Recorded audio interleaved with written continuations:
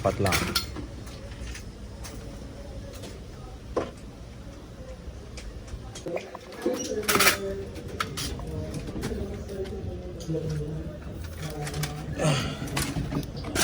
Palabas tong mga to eh, no? Snake cable. Dito na. Electric pan natin. Okay, this power.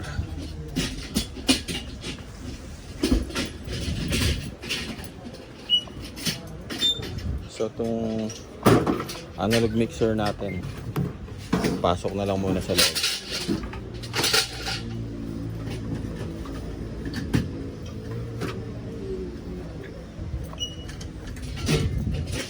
Baba ko muna to.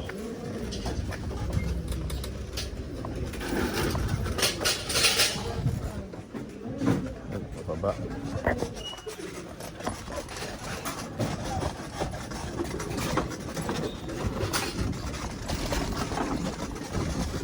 Kunin nyo to rito ah.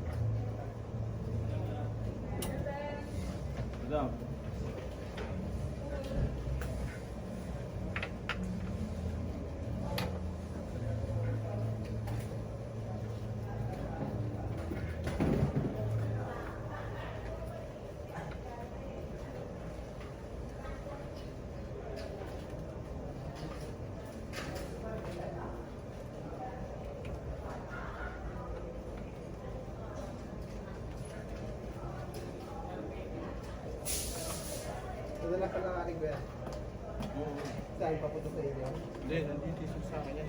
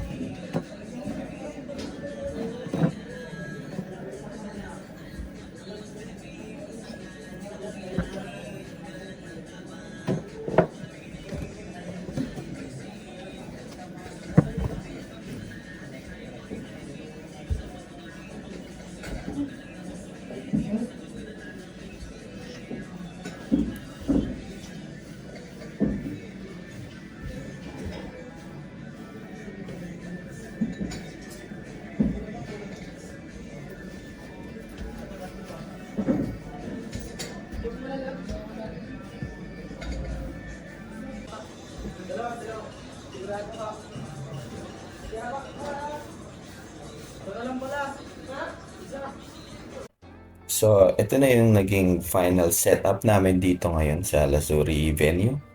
Yan. So, nalagay na po namin lahat ng mga kailangan. Na-install namin itong Soundcraft 16. Na-pesta natin na maayos. Nalagay natin ang mga connection niya. Na-setup natin mga speakers. Yan, pati yung mga ilaw. Naka-spread sa ating venue.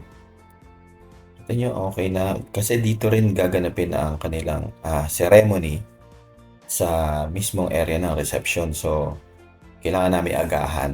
Kaya, kahit papano, nagawa namin ng mabilis. At actually, ang bilis i-set up ng ating Soundcraft 16.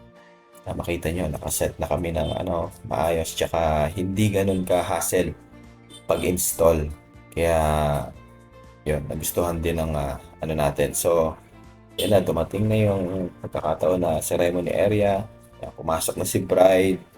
Maliwanag ang venue. Maganda yung pagkakaset ng ating ilaw. So, after ceremony, naka-wireless sila pareho during ceremony. Yan. So, maririnig nyo, no? Meron tayong musician. Yan. Ang ating singer, female singer. Kaya sinet natin ang ating preset EQ para sa ating singer. Female preset ang ginamit natin dyan. Ang ganda ng render ng kanyang boses dito sa ating Soundcraft, no? Yan. So, sinet natin dyan.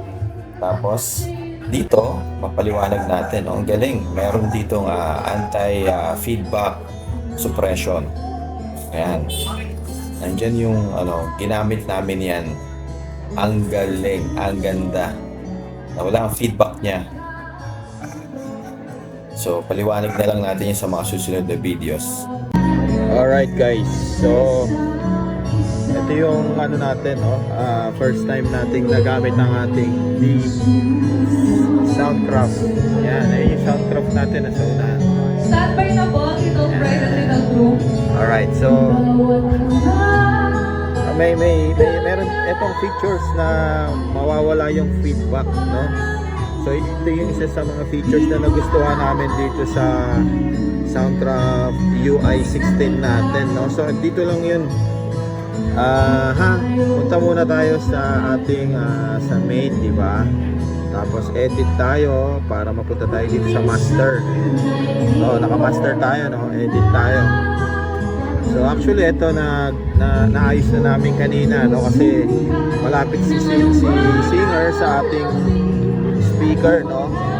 So naka-on na siya. Dito lang siya pupunta, oh. I-on nyo lang to and then dalhin nyo dito sa fix mode. So kung sana siyang mag-fix ng mga high pitch dito sa mga kanya-kanyang hertz niya. So mababawasan yung mga talagang tumataas na hertz yan. Mababawasan yan. Nakikita nyo ba? Sponsor, Bridesmaid, Bestman, and Maid of Honor. So, Again po, standby na po yan yung mga na-fix niya. Secretary sponsor, Bestman, and Nawala ang lahat ng feedback. Diba? So, yun yung maganda ng setup na to. Maganda yung niya, maganda yung features ni Soundcraft na may AFS2 na features or specialty niya yan. Galing, di ba?